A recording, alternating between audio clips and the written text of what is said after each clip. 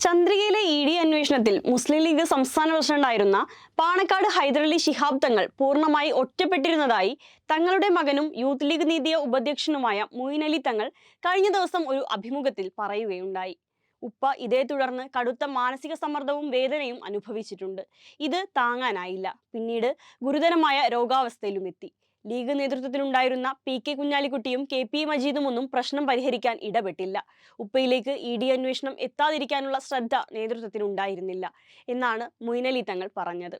കഴിഞ്ഞ ഏതാനും ദിവസം മുൻപാണ് മൊയ്ൻ അലി തങ്ങളെ വധിക്കുമെന്ന് ഭീഷണിപ്പെടുത്തിയ ലീഗ് പ്രവർത്തകനും നേതാക്കളുമായി അടുത്ത ബന്ധവുമുള്ള റാഫി പുതിയകടവ് എന്നയാളെ പോലീസ് അറസ്റ്റ് ചെയ്തത്.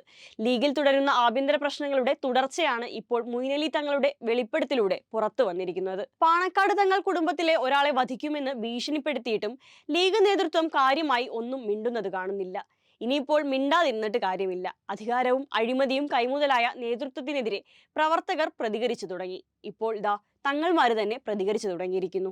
എന്തായാലും കാത്തിരുന്ന് കാണാം.